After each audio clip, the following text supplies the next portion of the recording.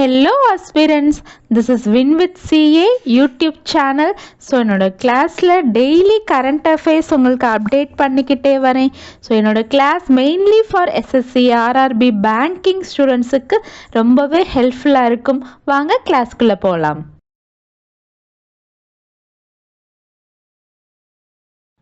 October 8ஓட current affairs revision பார்த்துருவோம். First news, October 8ன்றது 93rd ஏர்ஃபோர்ஸ் டே. ஸோ நம்மளோட ஐஏஎஃப் அப்படின்றது வேர்ல்டுலேயே 4th லார்ஜஸ்ட் ஏர்ஃபோர்ஸ். ஸோ நம்ம ஐஏஎஃபோட motto touch the sky with glory. So இந்த இயர்க்கான theme force contribution to operation Sindoor. Next news, so RBI recognise பண்ணியிருக்கு எஃப்ஐடிசியை எஸ்ஆர்ஓவா ஃபார் நான் பேங்கிங் ஃபினான்ஷியல் கம்பெனிஸ்க்கு. ஸோ இந்த இயர் இதுதான் இப்போ ஃபர்ஸ்ட் டைமாக வந்து கொடுத்துருக்காங்க. ஏன் அப்படின்னா வந்துட்டு மேக்ஸிமம் வந்து கொடுக்குற லோன்ஸில் 1/3 வந்து ப்ரைவேட் செக்டர்ஸ் தான் வந்து கொடுக்குறாங்க. ஸோ அவங்கள வந்து ரெகுலேட் பண்ணணும் அப்படின்ற ஒரு ரீசனுக்காக இந்த எஃப்ஐடிசிக்கு அப்ரூவல் கொடுத்துருக்காங்க. ஸோ இதோட மெம்பர்ஷிப் டார்கெட்னு பார்த்தோம்னா இந்த எஸ்ஆர்ஓ வாங்கின 2 வருஷத்துக்குள்ள மினிமம் 10% என்பிஎஃப்சியை வந்து இவங்களுக்கு கீழே மெம்பர்ஷிப்பாக கொண்டு வரணும் அப்படின்றது தான் ஆர்பிஐ இவங்களுக்கு கொடுத்துருக்க target. Next news, so Arunachal பிரதேசத்தில் இப்போ ஃபர்ஸ்ட் கமர்ஷியல் கோல் மைன் வந்து நம்ஷிக்கில் வந்து லான்ச் பண்ணியிருக்காங்க. ஸோ இதை வந்து டேக் ஓவர் பண்ணுற கம்பெனி கோல் பல்ஸ் பிரைவேட் லிமிடெட். ஸோ இது மூலியமாக நம்மளுக்கு ஒரு 100 crores வந்துட்டு ரெவன்யூ வரும் அப்படின்னு சொல்லி எக்ஸ்பெக்ட் பண்ணுறோம். இது அருணாச்சல பிரதேசத்திலே ஸ்டார்ட் பண்ணப்பட்ட ஒரு ஃபர்ஸ்ட் கமர்ஷியல் கோல் மைன். நெக்ஸ்ட், பிலிப்பைன்ஸ் வந்து இப்போ வந்துட்டு ஒரு ஃபர்ஸ்ட் கோரல் கிரையோ பேங்கை சவுத் ஈஸ்ட் ஏஷியாவிலேயே ஃபர்ஸ்டாக லான்ச் பண்ணியிருக்காங்க. ஸோ இதோட முக்கியமான எய்ம் வந்து நம்மளோட அந்த கோரல் லார்வாவோட அந்த ஜெனட்டிக் டைவர்சிட்டி எல்லாத்தையும் நம்ம வந்து ப்ரிசர்வ் பண்ணணும் அப்படின்றதுக்காகத்தான். ஸோ இதுக்காக அவங்க யூஸ் பண்ணுற டெக்னிக் கிரையோ ப்ரெசர்வேஷன் வியா விட்ரிஃபிகேஷன். ஸோ இது -196 டிகிரி செல்சியஸில் லிக்யூட் நைட்ரஜன் யூஸ் பண்ணி நம்மளுக்கு வந்துட்டு ஸ்டோர் பண்ணுறாங்க. ஸோ நம்ம எப்போ வேணாலும் யூஸ் பண்ணிக்கலாம் அப்படின்ற லெவலுக்கு தான் இது வந்து ஸ்டோர் பண்ணிட்டு இருக்காங்க. சிங்கப்பூர் இப்போ ஒரு ஐலாண்டுக்கு புதுசாக நேம் வந்து ரீநேம் பண்ணியிருக்காங்க, ஜுபின் கார்க் ஐலாண்ட் அப்படின்னு. என்ன ரீசன் அப்படின்னா, ஸோ அசாமி சிங்கர் சுபின் கார்க் வந்து நீச்சல் அடிக்கும்போது அவருக்கு மூச்சு திணறல் ஏற்பட்டு இந்த பிளேஸில் இறந்துட்டாரு. ஸோ அவருக்கு மரியாதை செலுத்துகிற விதமாக சிங்கப்பூர் இந்த பிளேஸை ஜுபின் கார்க் ஐலாண்ட் அப்படின்னு சொல்லி நேம் வந்து கூகுள் மேப்பில் ரீசேஞ்ச் பண்ணியிருக்காங்க. ஓகே ஃப்ரெண்ட்ஸ், என்னோட கிளாஸில் உங்களுக்கு ஏதாவது சஜஷன் இருந்தால் கண்டிப்பாக கமெண்ட்ஸில் சொல்லுங்கள். என்னோட கிளாஸ் உங்களுக்கு பிடிச்சிருந்ததுன்னா உங்கள் ஃப்ரெண்ட்ஸுக்கும் ஷேர் பண்ணுங்கள், சப்ஸ்கிரைப் பண்ணுங்கள். வாங்க இன்னைக்கான கிளாஸ் பார்க்கலாம்.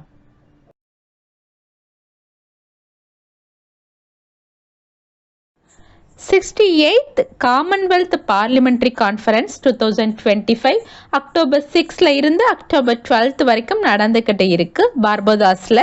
ஸோ நம்மளுடைய இந்தியன் பார்லிமெண்ட்ரி சார்பாக ஸ்ரீ ஓம் பிர்லா அந்த காமன்வெல்த் மீட்டிங்கில் பார்ட்டிசிபேட் பண்ணார்.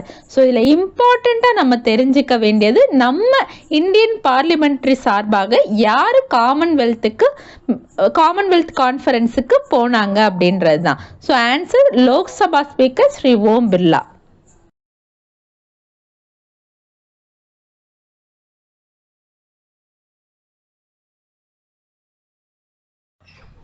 October 2 to 8 wildlife week. So இந்த இயர்க்கான வைல்ட் லைஃப் வீக்கோட theme human wildlife coexistence தான்.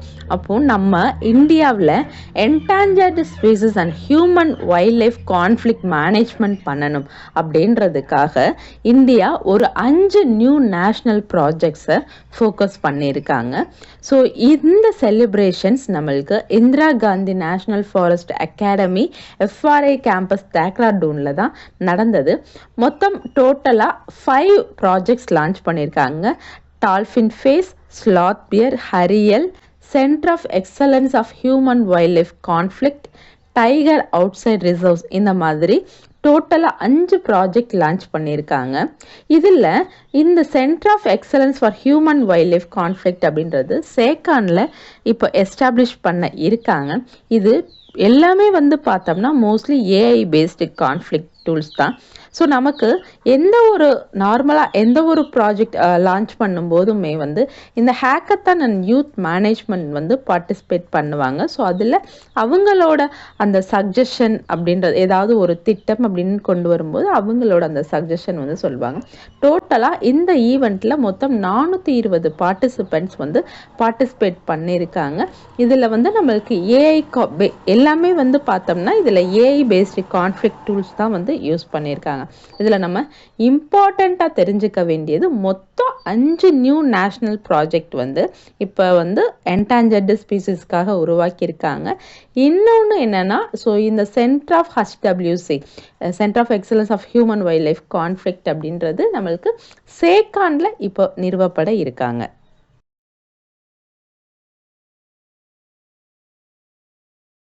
யுனெஸ்கோவோட டைரக்டர் ஜெனரல் போஸ்டிங்க்கு இப்போ எலெக்ஷன் நடந்தது. ஸோ இந்த போஸ்டிங்க்கு ஃபர்ஸ்ட் டைமாக அரப் நாட்டை சேர்ந்த எல் இனானி எலெக்ட் ஆயிருக்காரு. ஸோ இவருக்கான அந்த அஃபிஷியல் நெக்ஸ்ட் மந்த் நவம்பர் 2025 நடக்கிற கான்ஃபரன்ஸில் நடக்கும். ஸோ இது வரைக்கும் இப்போ யுனெஸ்கோ ஆரம்பித்ததில் இருந்து இப்போ வரைக்கும் எந்த ஒரு அரபியரும் அந்த டைரக்டர் ஜெனரல் போஸ்டிங்க்கு எலெக்ட் ஆனதே கிடையாது. ஸோ இப்போ இந்த எல் இனானி வந்து செலக்ட் ஆயிருக்கிறது ஒரு குறிப்பிடத்தக்க சாதனை அப்படின்னு சொல்லி எகிப்தோட அதிபர் அப்துல் பத்தா LCC பாராட்டியிருக்காரு.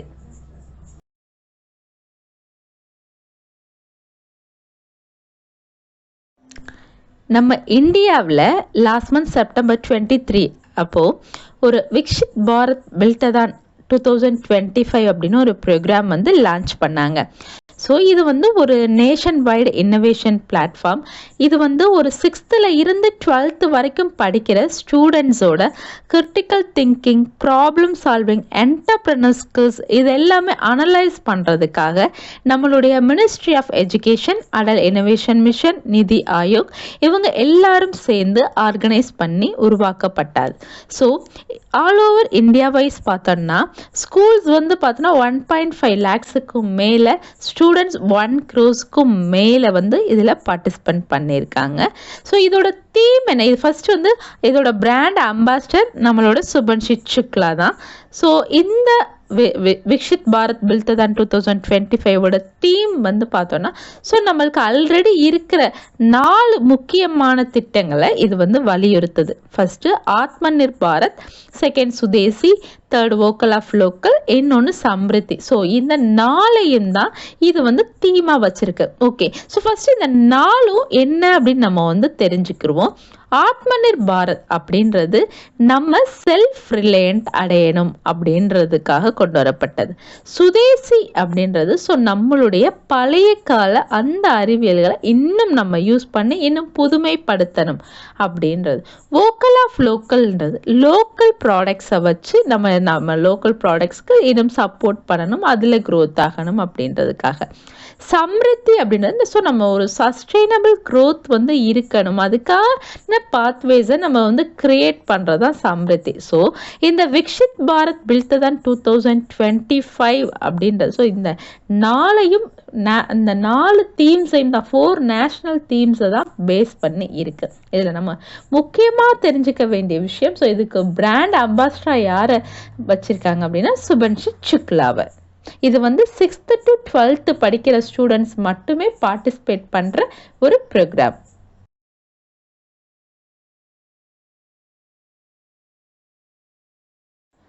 National camel sustainability initiative NCSI அப்படின்றது இப்போ நம்ம India government of India launch பண்ணியிருக்கு.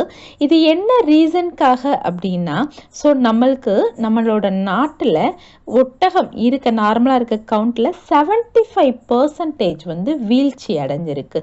ஸோ இவ்வளோ வந்து எண்ணிக்கை வந்து கம்மியானதுனால நம்ம ஒட்டகத்தை ப்ரிசர்வ் பண்ணணும் அப்படின்ற ஒரு ரீசனுக்காக இந்த நேஷ்னல் கேமல் சஸ்டைனபிலிட்டி இனிஷியேட்டிவ் இப்போ ஸ்டார்ட் பண்ணியிருக்காங்க.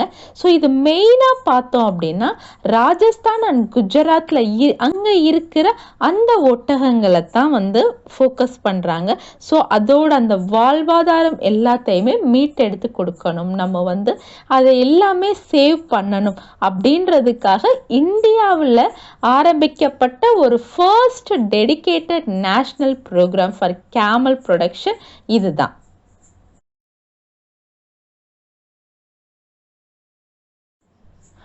மேரா ஹவுஸ் சாங்போ ஃபெஸ்டிவல். ஸோ இந்த ஃபெஸ்டிவல் மெய்தி கேலண்டரில் மேரா மந்த்து 15th லூனார் டேல மணிப்பூரில் செலிப்ரேட் பண்ணிட்டு வராங்க. இது வந்து ஒரு ஸ்பெஷல் ஃபெஸ்டிவல். ஏன் இந்த மேரா ஹவுஸ் சாங்போ ஃபெஸ்டிவல் வந்து ரொம்ப ஸ்பெஷல் அப்படின்னா மணிப்பூரில் இருக்கிற எல்லா பழங்குடி மக்களுமே பார்ட்டிசிபேட் பண்ணுற ஒரு ஃபெஸ்டிவல் தான் இது. ஸோ இது அங்கே இருக்கிற அந்த பீப்புள்ஸோட ஒற்றுமையை வந்துட்டு நம்மளுக்கு ஷோ பண்ணுது.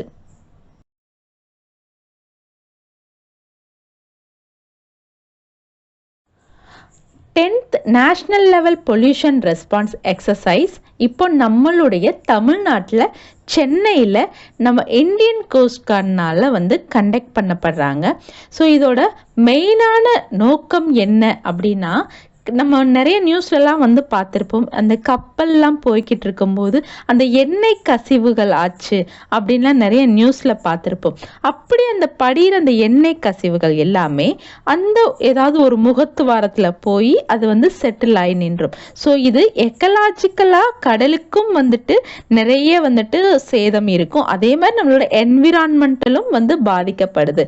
ஸோ அப்படி அந்த ஃபுல் ஆகிற அந்த ஆயில் ஸ்பில்லை டிசாஸ்டரை நம்ம வந்து மேனேஜ் பண்ணணும், அந்த ஆயில் ஸ்பில்ஸ் எல்லாமே அந்த கடல்ல இருந்து அகற்றணும் அப்படின்றதுக்காகத்தான் இந்த national level pollution response exercise அப்படின்றது இப்போ நம்மளுடைய தமிழ்நாட்டில் சென்னையில் நடந்துகிட்டு இருக்கு.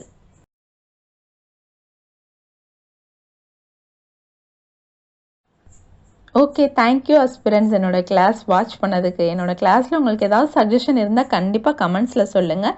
என்னோட கிளாஸ் உங்களுக்கு பிடிச்சிருந்ததுன்னா உங்கள் ஃப்ரெண்ட்ஸுக்கும் ஷேர் பண்ணுங்கள், சப்ஸ்கிரைப் பண்ணுங்கள். Thank you so much.